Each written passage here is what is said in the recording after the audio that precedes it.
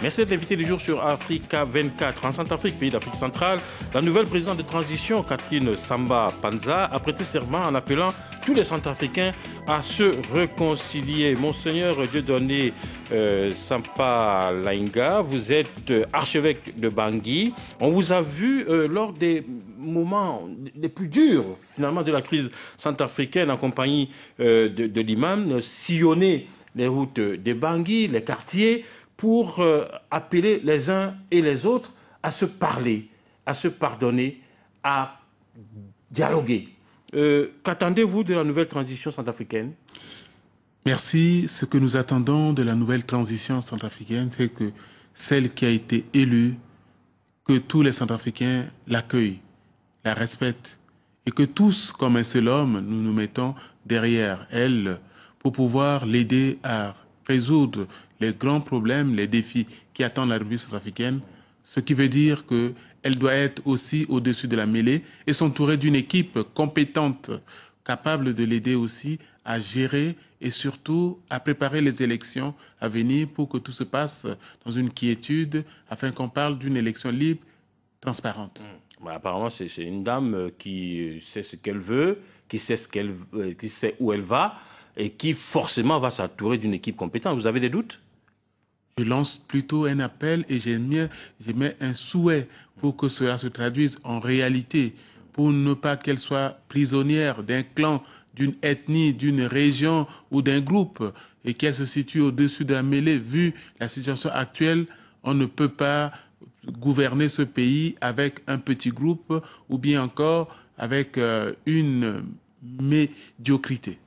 La Centrafrique a souvent donné par le passé l'image d'un pays où il y a une bonne cohésion sociale, malgré les coups d'État qui ont émaillé l'histoire de ce pays-là. Les gens se parlaient.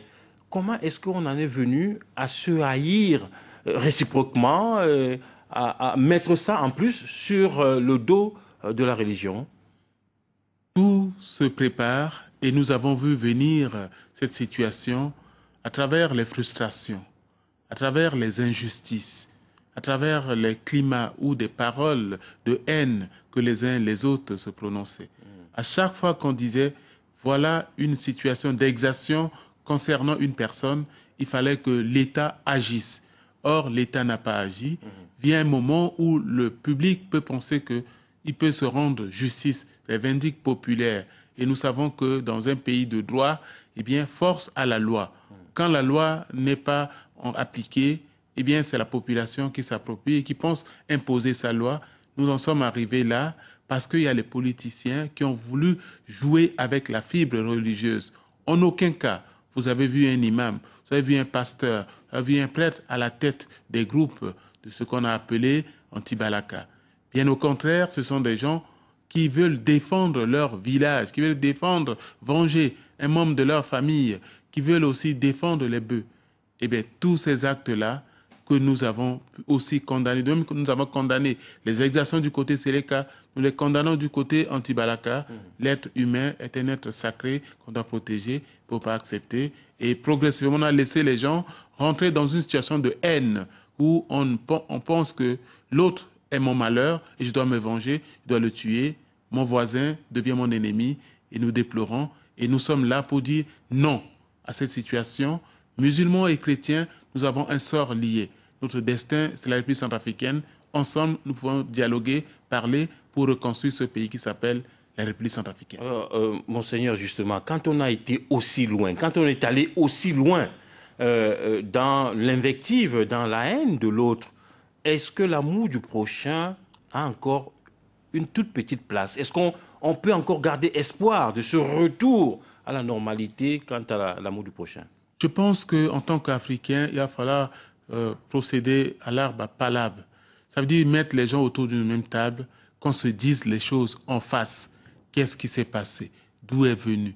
Qui a fait quoi? Que des responsabilités soient partagées. Et si on laisse l'impunité, eh bien, la haine va toujours rester là.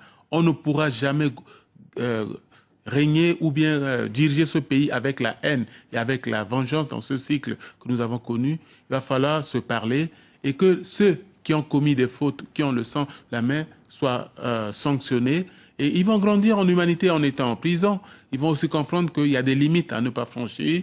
Et c'est ainsi que on va aussi rendre justice à ceux qui ont tout perdu, aux victimes. Et en disant cela dans la vérité. Alors, et nous pensons qu'il est possible. Quand on vous écoute, on a envie de croire qu'il y a une Centrafrique meilleure qui s'annonce. C'est vrai? Centrafrique meilleure, c'est une Centrafrique que nous rêvons et que nous espérons qui pourra voir le jour où tous ces fils réconciliés avec eux-mêmes prendront conscience que le passé que nous venons de vivre a été douloureux, a été malheureux. Maintenant, nous voulons un futur. Et ce futur se construira en accueillant la différence. Ce futur se construira aussi en ayant des objectifs bien clairs, en nous engageant de manière déterminée, main dans la main. Ainsi, nous pouvons rêver et nous pouvons voir arriver une Centrafrique où les enfants pourront s'aimer, où les enfants pourront jouer, où les enfants pourront marcher main dans la main.